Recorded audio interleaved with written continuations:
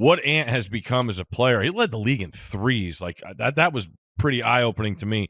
But he's a facilitator now with the ball, and then he gets hurt, and you're like, oh no, man! Like just that was where the game got close enough that you started to think, maybe there was a path for the Lakers, and then. But I still love what the Wolves bring to the table because of him.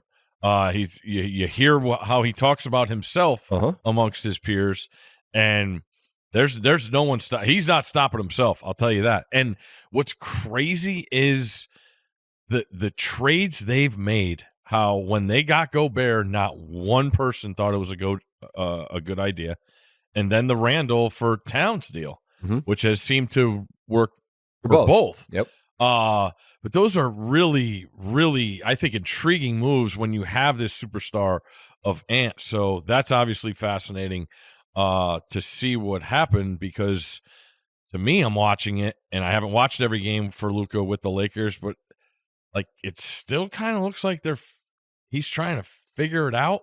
And I'm like, it's the playoffs, man. Well, it's a playoffs team that made the finals of the Western Conference last year. Mm-hmm. And the thing about that game, they had a stretch where they were 50% from the floor from three. They made 21 threes. And there was that stretch where they just couldn't miss, and they built a big lead. But if you watched it and you look at the box in totality and you think, all right, are McDaniel and Nas going to score that much again? No. But are you going to keep what did Ant end up with? His I can double digit assists. Yeah, but he didn't have like 38. 22. He's scoring more than that in game 2. Okay? So on balance, you don't expect to get monster numbers from McDaniels and Nas, but you're probably not going to keep Ant to a number that's that low, even though your point's well taken. He did assist on a ton of stuff. What I'm saying is what Minnesota didn't feel like a one-off to me. They dominated the big people stats, rebounds and blocks significantly.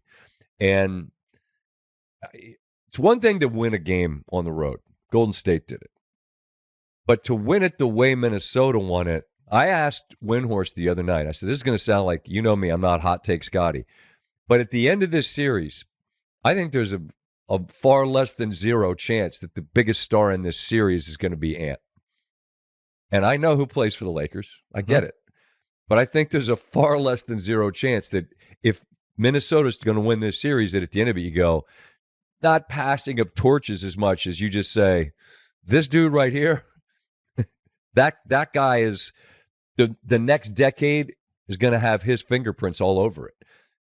That's massive overreaction from one game. Correct. But I'm saying the way they played that one game didn't feel like it was a one-off. I'm totally with you. And going back to Ant's deal of him facilitating and getting those guys, there's another major problem with the Wolves making, 21 threes? 21 to 42. How many of them were opened? I mean, we're hopefully not going to mention the NBA team in Dallas for weeks now because I'm so tired of hearing about that. I want to talk about the teams that are playing.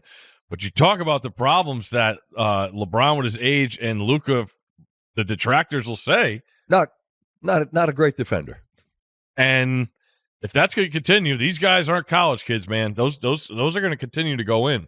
So, again, long series, but I knew Minnesota would not be afraid or intimidated by the Lakers. And then somebody had this stat. I believe that's the first game won in round one the Lakers have hosted in like 13 years. That's nuts. That's crazy. Right. Well, they've lived on the fringes of the back side of this thing. Yeah. The West is nuts. I mean, Golden State goes into last week of the year where maybe they're this, maybe they're that, and then they're hosting a play-in game. Yeah.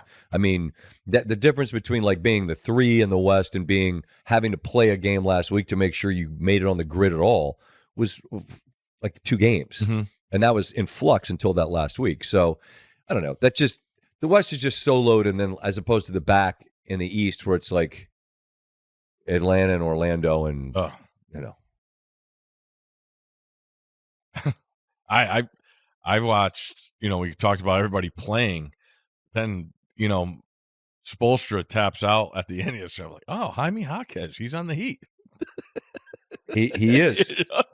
He got a lot of run there for a while. Yeah. Not anymore. Playoffs, man, that rotation buckles down. But the NBA in the regular season should just adopt our saying of just try. It's a long campaign.